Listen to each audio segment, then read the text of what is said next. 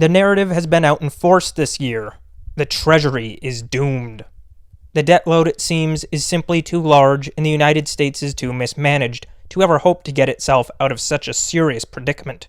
And even if it could, and had the will of the greatest minds in all the land, the game theory would simply not allow legislators to ever create a reasonable fiscal policy. After all, China and the BRICS nations are rising, gold is coming back in force, the dollar is dropping, and there's just no way to ever grow at a rate sufficient to pay back the debt. The arguments are convincing, yet the proponents of the dollar doom theories have forgotten one very subtle mechanic at play: the fundamentals of how the global monetary system works. The dollar bears and the doomsayers of the Treasury may very well be right if the United States were some island nation with very little global integration. They may even be right if the United States were a normal major economy. But it is not. The United States is not a national economy going into debt to fund its projects and misadventures. The United States is a completely distinct entity altogether. One primary point of consideration must be the dreadful metrics. It is entirely correct to say that the debt burden relative to GDP is astronomical, and that the budget is enormous, with an onerous income component. The simple observations of the metrics are entirely valid, but they are not the keys to understanding sovereign debt, nor especially are they the correct way to analyze U.S. Treasury debt. I will leave aside the glaring issues with the GDP metric and its problems of counting government expenditures, yet fully admit that the true nature of U.S. product may be worse than the numbers lead one to believe. In considering the economic state of the United States fiscal position, the production of the nation does matter.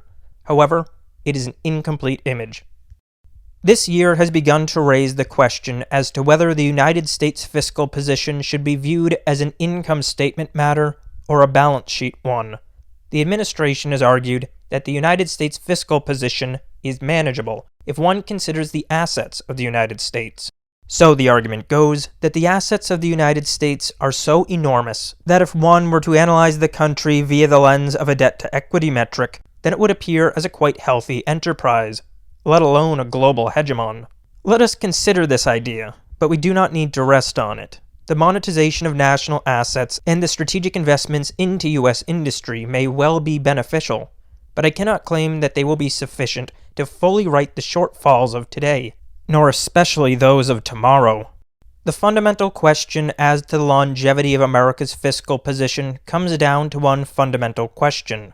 How long will buyers continue to buy U.S. Treasury securities for?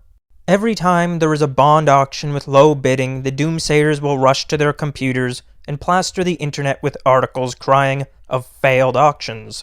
Yet, it is always presented in the most stark terms as if nobody wished to buy the bonds at all, when in reality, it is usually only a matter of a difference of only a few basis points in yields before a crowded hall filled with buyers swarms to buy the bonds. As of now, do buyers still seek to buy treasuries? Yes. The issue present here is instead, at what price? It may be entirely granted that the United States may be seeing higher yields in order to issue debt. However, as the interest component rises, the United States has demonstrated itself more than capable of issuing new debt, even at higher rates, to pay back the old. The perpetual debt system continues. Imagine if yields were to rise sharply. Would a 7% bond mean that the Treasury is doomed? No, not so long as it is able to continue to issue new bonds to pay that back. So long as there are sufficient buyers for the total face value of the issues, then the needs of the Treasury are met, and the rest becomes secondary, or often irrelevant.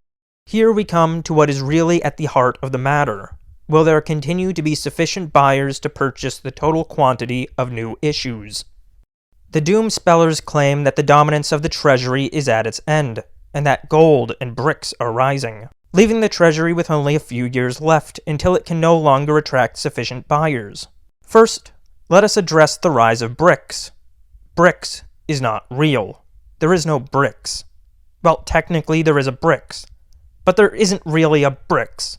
I'm going to jump way out and expose myself for a bold and risky claim. South Africa is not rising to be a great nation. One may call me simply out of touch or insane, but something tells me that South Africa just isn't making the cut. Brazil is a quite strong commodity producer, yet it may not even have continuity of government in the coming years. So we have Russia, India, and China. 3 countries that by no means are part of any coherent bloc. What is BRICS? It's countries that make the acronym spell a word.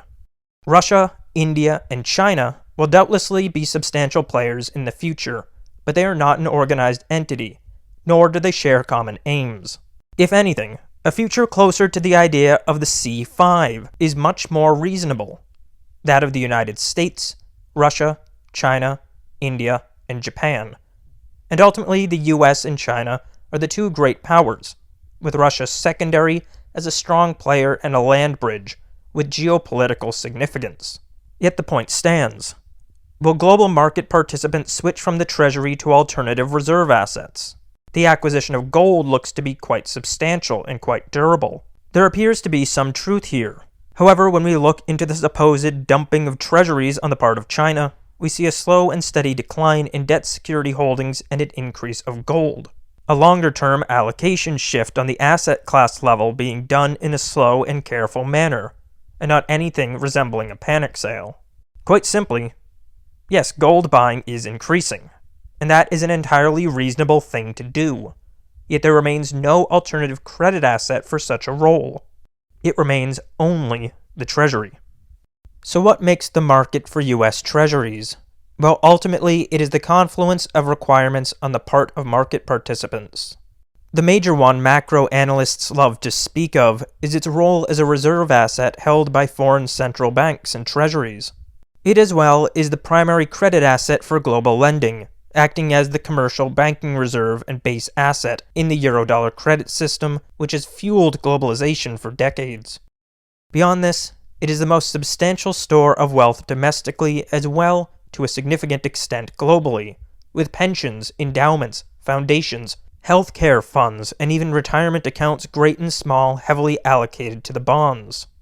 We as well see it commonly as a collateral asset, often used as collateral for investments, lending, and trading. The Treasury is the asset which underlays trade and which underlays the dollar. The Treasury is the dollar. The Treasury is credit. The Treasury is trade. And the Treasury is global finance itself.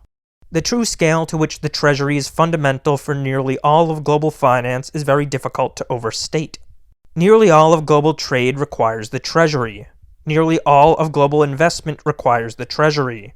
Perhaps most substantially, nearly all of global credit requires the Treasury. If we were to imagine a global credit crisis, perhaps the sovereign debts of Europe crumble, China crashes, or perhaps something like the yen carry trade breaks down too fast all at once. Some wild, unimaginable hypothetical, and as a result, global capital were to panic. Governments were to miss payments, and the global economy were to grind to a crawl. What should we expect to happen? Perhaps the world might seek the safe haven of the Swiss franc to weather the storm. Perhaps those mines in Africa would really win big. Perhaps we would all begin trading in seashells. If there were a true crisis, then the US Treasury would see enormous inflows. Why? This would happen because it is the ground in the global financial system. The Treasury is the base asset. Further, can one honestly claim that the troubles of the United States make the European Union look strong? Does it make China's legal environment look friendly for foreign capital? Does it make Russia look like the clean shirt? No, none of this will happen. There is nowhere else to go. While people may have some fundamental aversion to the cleanest shirt argument, it is true. Yet more than that is that it is the Treasury that is the fuel in the engine. At least until the fundamental structures of the global financial system change substantially, the Treasury by necessity must be the last credit asset to go. Perhaps one can make an apocalyptic scenario case for gold, but at that point, there's no point even talking of bonds, as the dollar would no longer even functionally exist for gold to be priced in. Global markets need treasuries. From the enormous central bank to the humble retiree, the Treasury is the blood of global finance itself. So let's take a look at the future of this market. It is entirely possible that we are entering a slow process that will ultimately result in the Treasury losing its unique place in the system. That certainly could be true. Yet for our purposes, that process would be sufficiently long and/or visible that it would not come as a surprise. Stablecoins are perhaps the most interesting development in this regard. The argument for stablecoins is that federally regulated issuers may create tokenized assets which are backed 100% by U.S. Treasury securities. These tokens will then be able to functionally act as dollars, or 99.999% of a dollar. And they will in turn be able to be traded digitally as if they were dollars held in the user's banks. The main use of this would be expected to be foreigners in countries with unstable currencies who would prefer to have what are functionally tokenized dollars instead of their more volatile currencies. These users could then use them to buy and sell goods, send money around the world, or even conduct larger business transactions, all now gaining easy access to the dollar in a way that they never could before. In short, stablecoins allow USD banking in places that were never banked before. What is marvelous from the point of view of the US government here is that as each stablecoin dollar token is created for a user, a US Treasury security must be purchased at a 1-to-1 ratio. If, for example, a man in Africa were to put $5 into USD stablecoins, then $5 worth of Treasury securities would be required to be purchased to back those coins. This may seem as though it could not make much of a difference. After all, how much money is there amongst the common people of Africa, Latin America, or Asia, who are not worth banking? Surely, if they had sufficient wealth as to be worthwhile to the Treasury market, then banks would have already been present to offer them banking in dollars. It turns out that there are so many people in this situation that there is already hundreds of billions of dollars in new Treasury demand coming from stablecoins. I do not know how much of this demand is attributable to those in poor countries seeking a more stable currency to hold, yet it does appear evident that they are at least already providing an enormous source of Treasury demand. As this continues, the global expansion of the market for dollar tokens will increase demand for treasuries along with it. If we were to think back on that hypothetical global crisis and picture a scenario such as Eurozone credit strain, what should we expect to see happen in the market for dollars? It is quite reasonable to assume that as foreign actors seek to close their positions and entanglements, they would need to first sell dollars to acquire their local currency. We may then expect to see an increase in their domestic equity markets as participants who are geographically constrained begin to seek alternative stores of wealth. And perhaps we would see reallocation to sovereign issues within Europe, which would manifest in spread changes favoring other nations distinct from before. For example, Italy's ETP improving against the German Bund or the French OAT. What if we were to see some sort of credit strain in China? Then we would expect to see the ability to apply leverage to push down the yuan relative to the dollar eroded, despite policy rate decreases. What if we were to see a decline in the yen carry trade? Then we may well see rising Japanese rates, and yet a sharp rise in the currencies of nations where the carry trade is heavily used to lever positions, particularly the euro, against the yen. Wouldn't those be wild scenarios to see? Ultimately, the cleanest shirt argument may be sufficient, but it is far from all that is truly at play here.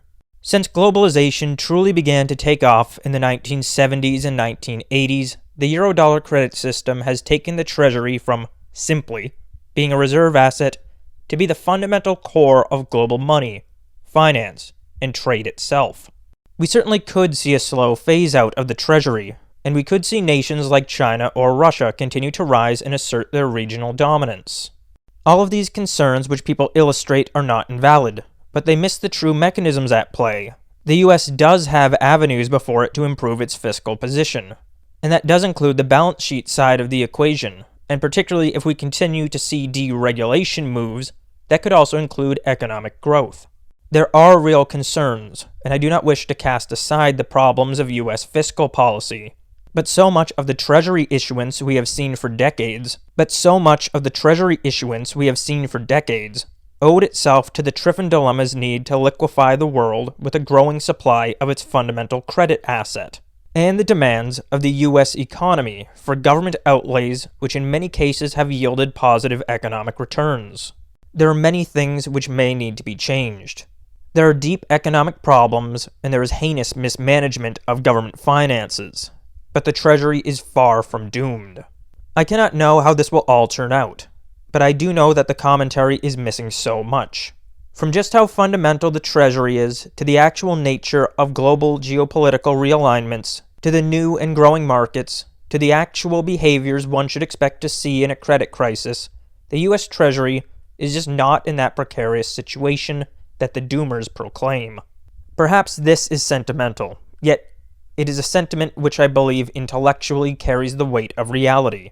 The US has been through many times of reordering before, and though our problems are frightening to everyone used to the prosperity and stability of old, the dynamism, drive, and resilience of the American civilization is great, and I just cannot find a way to justify betting against the American people.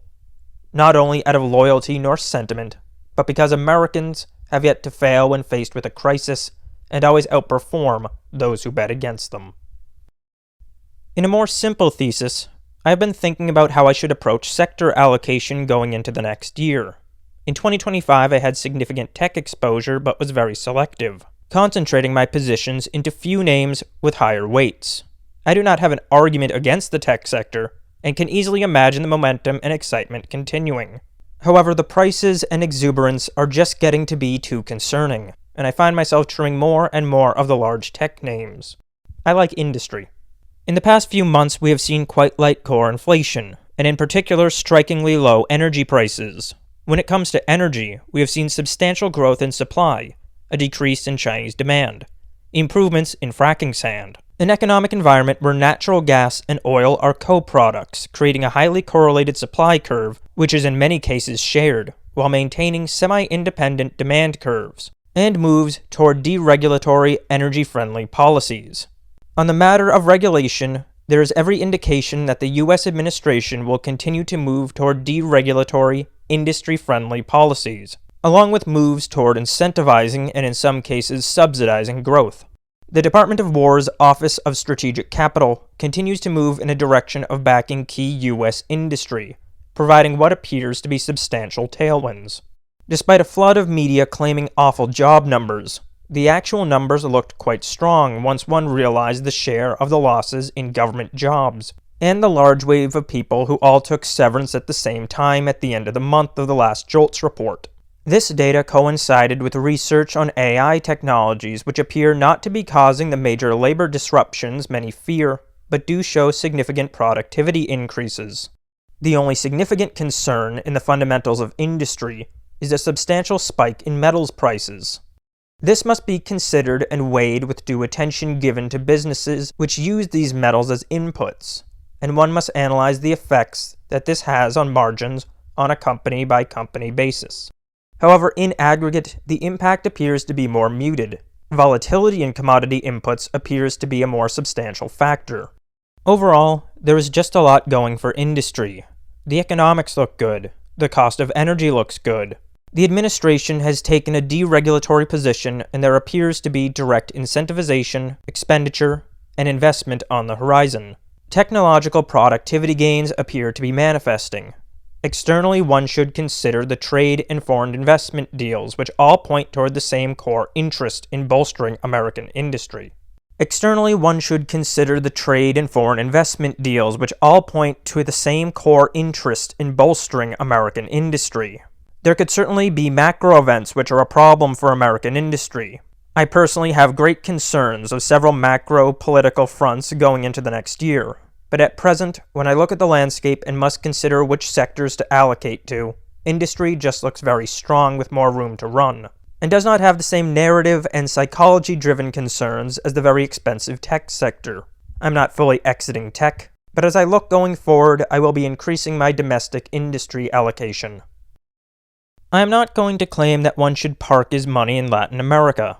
For one, Latin American countries vary greatly, and even vary greatly from themselves between only a few years. It is this tremendous variation in volatility, however, that always draws me back to looking at this exciting and politically wild region. It is increasingly evident that the Trump corollary to the Monroe Doctrine is United States government policy. I cannot say what this geostrategic policy will ultimately entail, nor how it will get done, yet it is quite clear that a few aims are in play. The administration is asserting hemispheric dominance and hegemony in a way which bears some resemblance to the original Monroe Doctrine. particularly in the expulsion of foreign empires. In turn, the administration is showing indication that it is willing to leave regions of the Pacific as free to the Chinese in respect of their regional sphere. This, however, also indicates an element of demanding that the European and British powers and networks cease their influence in the region. The strategic shift to the Gulf of America, and particularly the strong move of the Ford Carrier Group, are a curious echo of the Venezuelan crisis of 1895. Yet this time with no arbitration, one clear power, and a whole lot more shady intelligence assets, smugglers, and money laundering banks. There are many elements of key national interest to the United States, with many recent moves here. China, natural resources, smuggling routes, money laundering, intelligence and influence, the influence of Europe via the Venezuelan opposition, and perhaps even oil for Israel. On top of all of this, there is a clear sign of preference for regimes like Jair Bolsonaro and the Brazilian opposition, which indicate that having aligned nations in the neighborhood is not only a preference, but a geopolitical requirement for the administration. This is about fighting enemies, helping friends, maintaining influence, and ultimately securing the backyard. This cannot be understood by simple narratives alone, and the heuristics of old will no longer hold. Venezuela is at the heart of numerous international influence matters which touch smugglers, banks, and natural resources. Colombia appears to be being eyed as the next piece in this larger goal, with perhaps Cuba as well.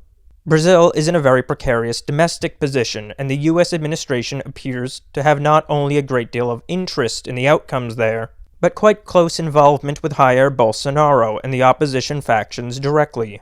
As so much of the region enters crisis while Donald Trump emerges with Teddy Roosevelt's big stick, nearly the entire western side of South America has now undergone substantial political shifts toward more American-friendly nationalism and economically bolstering policies. Argentina is now getting to test the theories of the Austrian economists. El Salvador is asserting sovereigntist rule of law and aggressively stamping out its large criminal networks, going from one of the world's most dangerous countries to one of the world's safest in an incredibly short amount of time. The Panama Canal may now be getting an upgrade, all while the US, China, Europe, the non-state actors, and the intelligence assets work out who gets to rule the sandbox. These nations are going through substantial domestic shifts, as they reconsider their place in the world and the governments that they have lived under, and in some cases had imposed on them for decades. At present, the Trump corollary Big Stick Great White Fleet Monroe II electric boogaloo solution appears to have clear dominance. With all of these enormous shifts, while the US moves to bring these nations firmly in the American sphere, this almost certainly guarantees that there will be enormous economic opportunities emerging. One could expect to see a long-stagnant nation suddenly with a new government getting enormous investment deals from US companies, or perhaps a long-neglected resource-dense area opening for business. Beyond all of this, extractive policies may end as Latin American regions are brought into the American sovereigntist vision, and with that are made privy to the industrialization push attendant with it. While I am not proposing specific investment theses in this report, I do intend to in future works. At present, my position is simply to pay attention and not to underestimate the scale of what could be happening here. We tend to live with recency bias, yet the scale of global transformation, which is becoming increasingly self-evident, is on the order of those we only see in matters of centuries. These shifts are enormous, and Latin America appears to be a levered version. For the drastic shifts of the world will likely be magnified in Latin America. There will doubtlessly be enormous opportunities in the region for the careful investor who watches closely the geopolitics, domestic policies, and economics of these countries. I do, however, offer a warning. The developments here have so far proven to be among the most extremely propagandized. The informational field with respect to this region is heavily polluted. For one to properly invest in the changes which are here underway, one must be extremely careful to guard against the heavy propaganda. This is a region that demands careful analysis, patience, and thoughtfulness. If one is able to do so carefully, then I believe that the abundance of life-changing opportunities available in Latin America may be the most substantial in all the world. I'm not sure if any of you guys have noticed, but things are a wee bit nuts right now. These sorts of global reorderings are common to our history, yet have the simultaneously darkly comedic and beautiful qualities of being things that only happen when nobody is alive who remembers the last time one happened. Going into 2026, the scale of these shifts and the stakes of the global moves appear to be escalating substantially. It is very likely that next year will see much bigger and more desperate moves, which could have very dire or magnificent outcomes. I am going into 2026 expecting that it will make 2025 appear quite mild, as so much of the global game board is leaving open only drastic and consequential moves. I cannot predict how things are going to go this year, as there are too many moves on the table with so many players, not to mention the sheer mass of random vagaries which will doubtlessly emerge. Yet I believe that one can gain a significant edge by having a list ready to go of places to be looking. If one knows where to pay attention and what to look for, though his list may not be exhaustive, then it should allow him to analyze more quickly as developments of significance occur and ignore misleading noise and narratives. I have put together a list of some of the main spots which I will be paying close attention to going into 2026. Europe's money. In recent weeks, a substantial fight has emerged in Europe surrounding the question of what to do with Russian assets frozen in Euroclear. Many of the EU wanted to take the assets, while the more level-headed realized that that would be catastrophically stupid. Even the Belgians knew that this would be a bad idea. The Belgians. Even though the Europeans now appear to have decided against the seizure, there is still a lingering question with some staggering implications. Since the early days of the Russo-Ukrainian War, the Europeans, national and EU institutions, went back and forth with Janet Yellen, trying to get her to be the one to take the assets. Yet, even she refused. All the while, as the war unfolded, the Europeans made large loan guarantees, made large payments and pledges, and began to act financially as if they already had Russia's wealth. Did the Europeans already use this money? Did they spend this money, use it to back loans or make guarantees, or use it as collateral generally? There's a very eerie sense that the Europeans have already treated this wealth as if it had been seized. And if this is the case, then should something emerge which would compel them to deliver these assets or otherwise give them up, including needing to demonstrate or make use of the assets behind their large guarantees, then they will be in a very dire financial predicament, which would doubtlessly draw the ire, admonishment, and distrust of the world. These assets could be very dangerous for the Europeans. The question is whether they already did the dumbest possible move yet and haven't told anyone. Europe is moving toward digital currencies and capital controls all the while, and while the Euroclear assets are just one large and clear example, there is an increasingly evident desperation in Europe, and it may be wise for one to look out for any situation which may force the precarious position they are in to trigger a greater crisis. The Ford Carrier Group. The Ford Carrier Group, which now is operating in the Caribbean, was taken from the Mediterranean, where it had previously been acting as implied muscle for Israel. Its removal to the home hemisphere has taken some of the options previously available to the Israelis off the table. At the same time, the U.S. Navy began making moves in the Caribbean around Venezuela. As already discussed, there is a substantial confluence of geostrategic issues in this region. However, one key element to note is the incredible signals intelligence capabilities of the ships in the fleet. This could very likely be being used to gather intelligence about non-state actors, which are in the U.S. administration's crosshairs. While the simple one-dimensional narratives, like the U.S. is going to invade Venezuela to take its oil, carry the intellectual weight of a first grader who just overheard his liberal dad screaming at a picture of George Bush on MSNBC in 2005, this fleet should be taken quite seriously. There are a number of moving parts, and much of the game board is yet to be seen, but this is certainly a key piece well worth keeping an eye on.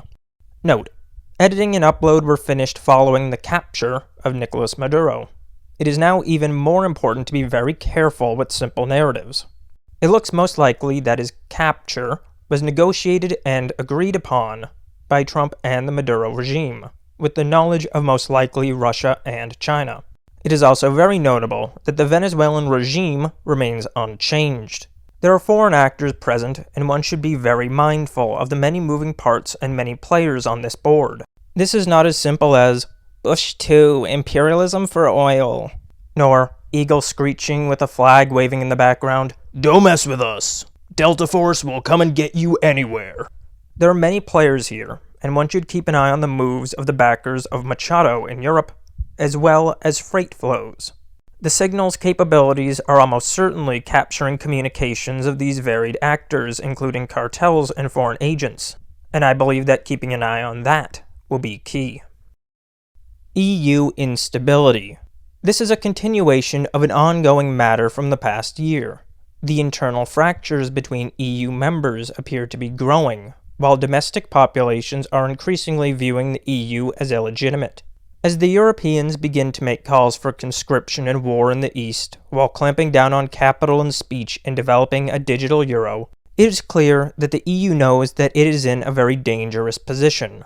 As talk increases for centralizing European debt and issuing ECB securities, in a financial repression regime I might add, one must keep an eye on these signs of desperation, and listen carefully not only to the EU bureaucrats themselves, but to substantial figures of the increasingly dissident member states, with Hungary appearing to be the main leader of the opposition.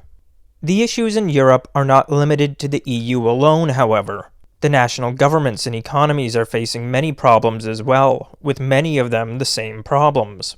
Even if the EU were to end, there would almost certainly be very serious problems in the Eurozone countries. As the EU comes under more strain, I expect that it will be incumbent upon an investor to pay great attention to the unique risks and challenges of each nation, to an extent that has been ignored for some time. There may as well be unique opportunities as Europe enters this next phase of its existence. Fannie Mae and Freddie Mac. The U.S. mortgage system was once a financial wonder of the world. The 30-year fixed-rate mortgage allowed wealth creation and stability for the American middle class on an order unimaginable before. That ended following the global financial crisis. In its place, we now have a husk of what once was. A husk where young people are insufficiently able to buy homes and start families, and where small business owners, who wish to follow any reasonable tax strategy, are informed that their successful business is all well and good, but they're more of a renter. The administration and many domestic financial factions who have influence therein are looking to make substantial moves to change that. However, the furious fighting from those who are backed by the factions who have become quite pleased with the decapitalized renter cash cow middle class, and the attendant ability to manipulate the long end of the curve, is stark. The relisting of Fannie Mae and Freddie Mac, along with their exiting from conservatorship, would be very bright and visible signs that the mortgage regime following the GFC is ending. Should we see these moves come to fruition, then it is quite likely that we will see additional very large moves toward a recapitalized middle class and greater ease of mortgage borrowing. Well, I hope that this was useful or fun, or useful and fun. The full written report is on my linked Substack, and I'm going to be aiming to do more writing more frequently, but there will certainly be more macro videos and documentaries coming out, so do like and subscribe and check out the other works. And until then, have a pretty neato night.